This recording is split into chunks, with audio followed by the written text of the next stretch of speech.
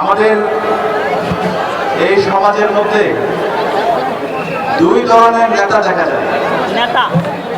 এক ধরনের নেতা হলো তারা বলে আমরা এ করতে চাই, ও করতে চাই, এটা করব, ওইটা করব, কিন্তু তাদের কথা এবং কাজের মধ্যে কোনো মিল পাওয়া যায় না। আবার এক ধরনের নেতা দেখা যায় যারা কাজটাকে করে দেখায়, এরপর বলছে আমরা আরো এই কাজ করবো। বাংলাদেশের যদি গত 55 বছরের ইতিহাস দেখি, আমরা বারবার প্রতারিত হয়েছি। আমাদের যারা নেতা ছিল, আমরা যাদেরকে এমপি বানিয়েছি, মন্ত্রী বানিয়েছি, তারা আমাদের সাথে প্রতারিত করেছে। তো এই জুলাই বিপ্লবের মাধ্যমে আজকে আমাদের একটা ঐতিহাসিক সুযোগ এসেছে। এবার নেতৃত্ব বাছাই করতে ভুল করলে চলবে না। গত 16 বছর যে ফ্যাসিবাদী শাসন ব্যবস্থা ছিল, সেই ফ্যাসিবাদী আমলে বাংলাদেশের শাসন ব্যবস্থা, বাংলাদেশের রাজনৈতিক সংস্কৃতিকে ঢেকে দেওয়া হয়েছে। এর মধ্যে ইনসাফের প্রতিনিধিরা তারা সব সময় এদেশের মাটি ও মানুষের সাথে ছিল। এদেশের মাটি ও মানুষের অবৈধ কথাগুলো বলেছে। জুলাই বিপ্লব পরবর্তী 1.5 বছর জুড়ে ইনসাফের প্রতিনিধিরা তারা দেখিয়েছে কিভাবে মানুষের জন্য কথা বলতে হয়, কিভাবে কাজ করতে হয়, কিভাবে জুলাইকে ধারণ করতে হয়, কিভাবে জুলাইয়ের শহীদদের আকাঙ্ক্ষাকে ধারণ করতে হয়।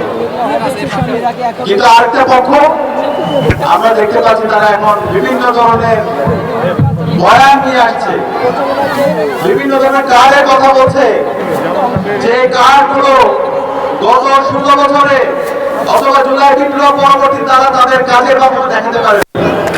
সুতরাং আমরা কি এই কার্ডগুলোকে বিশ্বাস করবো? বরং আমরা বিশ্বাস করবো আমাদের সেই মানবিক নেতাকে, ডাক্তার শফিকুর রহমান, যিনি দীর্ঘ প্রতিবাদ বিরোধী আন্দোলনে সবসময় দেশের মাটি ও মানুষের সাথে ছিল। যখন সিলেটে বন্যা হয়েছে, যখন বাংলাদেশে কোনো দুর্যোগ হয়েছে, ডাক্তার শফিকুর রহমান এদেশের মানুষের জনতার কাতারে নেমে এসেছে। এই ধরনের আমাদের মানবিকতা দরকার, যারা তাদের কাজের মাধ্যমে করিয়ে দেখিয়েছে। জুলাই বিপ্লব পরবর্তী সকল শহীদ পরিবারের কাছে যাওয়া, শহীদদের আকাঙ্ক্ষাকে ধারণ করা, শহীদদের স্বপ্নের আলোকে নতুন বাংলাদেশ বিনির্মাণ করার জন্য তারুণ্যকে সাথে নিয়ে পথ চলা, সেটা আমরা ডাক্তার শফিকুর রহমানের কাছে দেখেছি। আমাদের সেই ধরনের নেতৃত্ব দরকার।